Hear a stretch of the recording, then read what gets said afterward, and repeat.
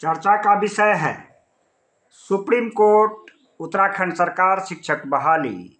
NIOS शिक्षक अभ्यर्थी के पक्ष में आया है फैसला। वह बिहार के एनआईओएस शिक्षक अभ्यर्थी टीआरई 1, टीआरई 2, टीआरई 3 में एक सोपान का काम करेगा, लैडर का काम करेगा। आपको पता है कि उत्तराखंड सरकार की नैनीताल से होते हुए सुप्रीम कोर्ट विश्वनाथ प्रसाद जी के द्वारा जो केस दायर किया गया था, इसमें एनआईओएस शिक्षक अभ्यर्थी के पक्ष में आया है फैसला। और इसकी जो मुख्य सार है कि बहाली को रीओपन नहीं किया जाएगा।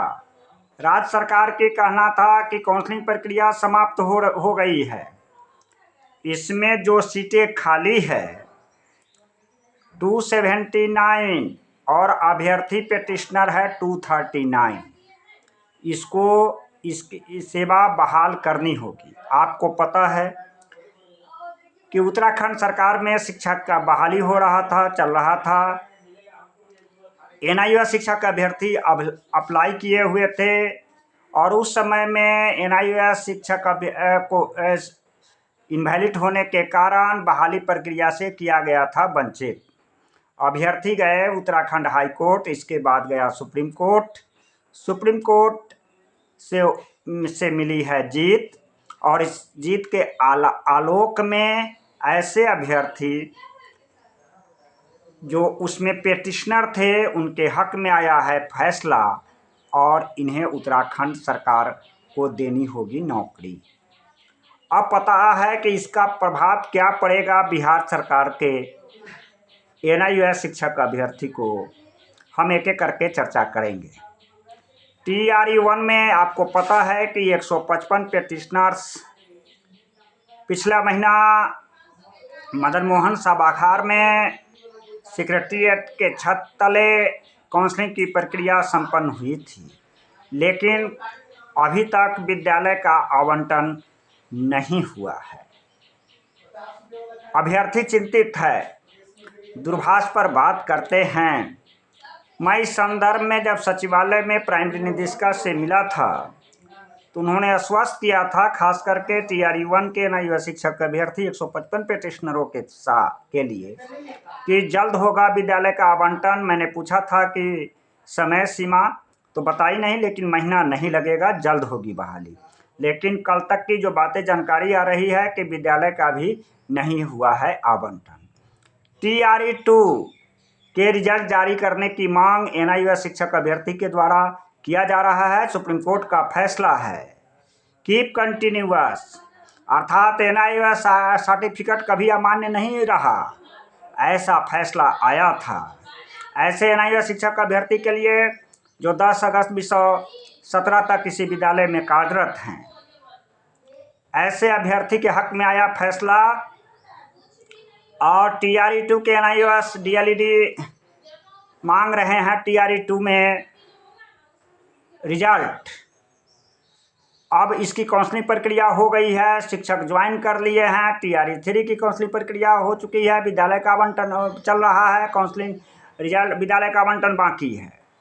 अब इस पर सरकार का क्या होता है रुख, यह अभ्यर्थी आश्वानित है टीआरई 2 के रिजल्ट के लिए।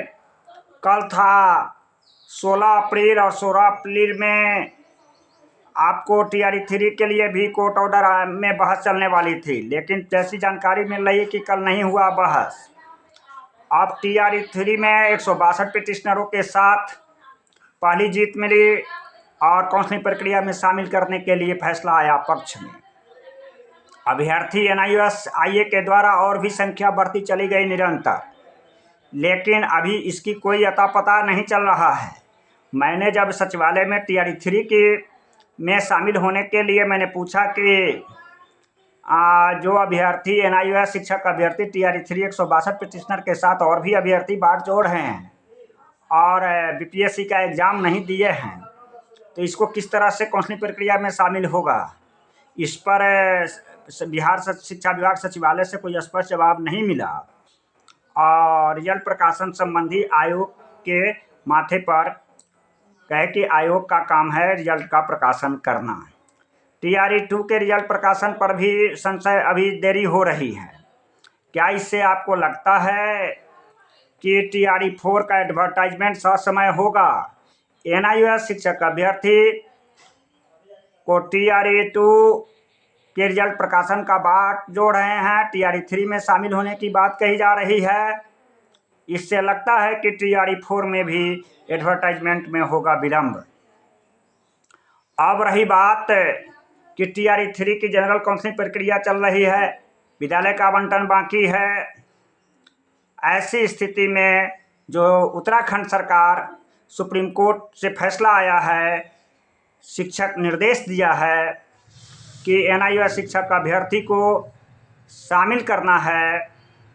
ऐसे अभ्यर्थी जो पेटिशनर बने थे, रीओपन वैकेंसी नहीं होगी।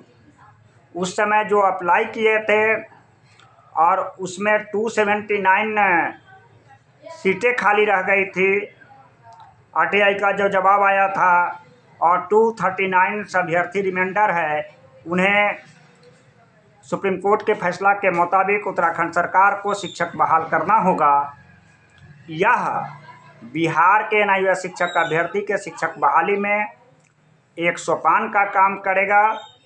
ज़रूरत है NIOS शिक्षक अभ्यर्थी को संघर्ष की शुरुआत आप NIOS डिग्री लेने के बाद से ही आपकी शुरुआत हुई। बीच में और अधिक संघर्ष करना पड़ा। अब आपको अंतिम संघर्ष करना है कि NIOS शिक्षक अभ्यर्थी किस तरह से TRE-2 का रिजल्ट का प्रकाशन होगा, चूँकि परीक्षा दिए हुए हैं। TRE-3 में आयोग के द्वारा परीक्षा संचालित होगा और इसके लिए कोर्ट ऑफ अटेम्प्ट में मामला है और इससे भी न्यायालय पर अभ्यर्थी आश्वानित है कि अभ्यर्थी के पक्ष में फैसला आएगा।